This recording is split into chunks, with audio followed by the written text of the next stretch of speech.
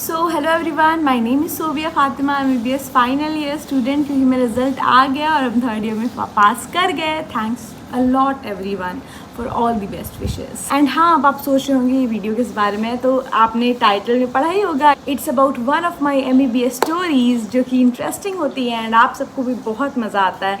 सो ये MBBS story है about my first day at ward, surgery ward की OPD में। हम जब पहले दिन गए थे तब कैसा हमको एक्सपीरियंस लगा, किस टाइप के पेशेंट्स आए, क्या क्या हुआ, किस टाइप से हम सब कुछ एग्जामिन किए। I just wanted to talk to you about it. So let's begin and don't forget to subscribe to my channel if you like my videos. जहाँ तक वार्ड की बात है, पहली बात बता दें कि हर इंसान को स्टार्टिंग में मन नहीं करता है वार्ड जाने का। स्टार्टिंग के जब वार्ड ड्यूटी लगती है 10-15 दिन बहुत मन करेगा, सब लोग जाएंगे। बट एक टाइम के बाद सेकेंड ईयर में इंसान को मन नहीं करने लगता है। वो धीरे धीरे वो होने लगता है कि नहीं यार, कैसे मैनेज करें। मेरा तो और प्रॉब्लम ये है कि NMCH का कॉलेज अलग जगह है, हॉस्पिटल अलग जगह, तो एक काम ही लगने लगता है सबको कि अब पूरा एक स्कूटी लेके या बाइक लेके या कोई भी बस से जाना पड़ेगा हॉस्पिटल, वहाँ पर वार्ड में रहना पड़ेगा इतने घंटा, तो एक काम ही लगता है। तो बहुत से लोग नहीं जाते हैं। मेरा भी कुछ वैसा ही था। हमको ऐसा लगता था कि हमको सेकेंड ईयर पे ज़्यादा फोकस करना चाहिए, क्योंकि वार्ड में mostly third year final year के ही सब्जेक्ट्स रहते हैं, तो हम सेकेंड ईयर में उतना वार्ड नहीं जा पाते थे, कभी कभी चल जाते थे। तो ऐसे ही एक सेकेंड ईयर के लास्ट में मेरा ड्यूटी लगा था, रोल नंबर वाइज ड्यूटी लगता था। रोल नंबर वाइज की ये मेडपीडिया वार्ड में जाएगा, इतना से इतना रोल नंबर, सर्जरी वार्ड में ये वो।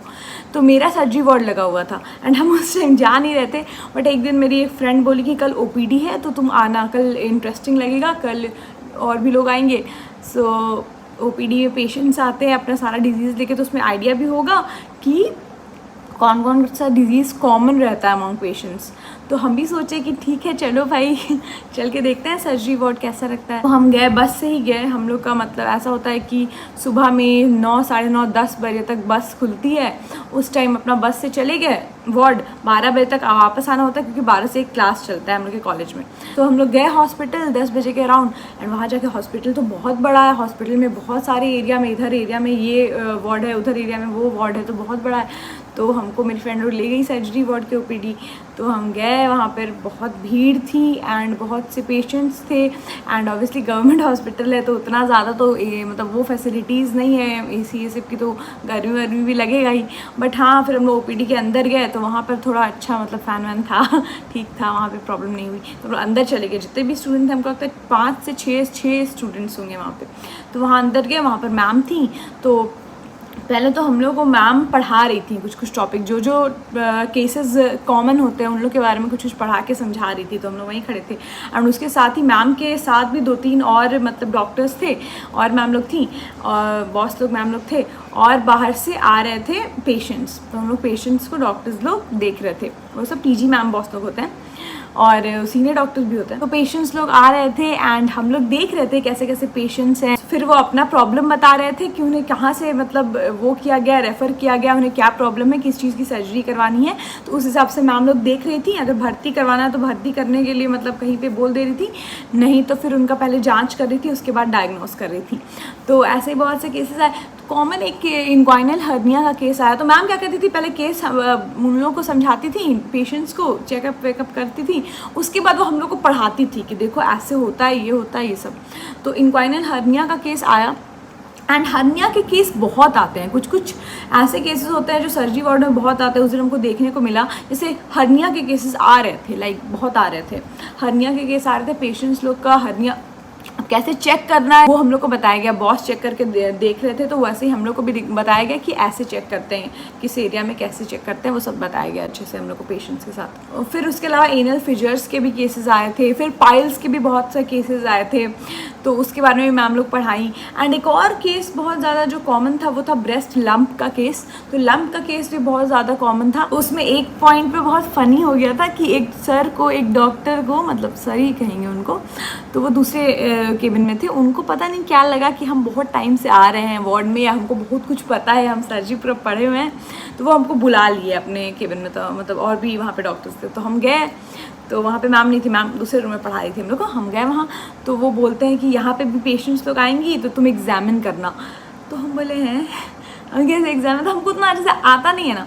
तो उसके बाद फिर एक मतलब हमको लगता है 16-17 साल की लड़की होगी, छोटी ही थी एकदम, या 15-16 की। तो उसको बुलाया तो वो बोली क्या प्रॉब्लम, वो बोले क्या प्रॉब्लम है, तो वो उसको बोले कि लेट जाओ, मतलब वहाँ पे था स्ट्रेचर, वहाँ पे लेट जाओ।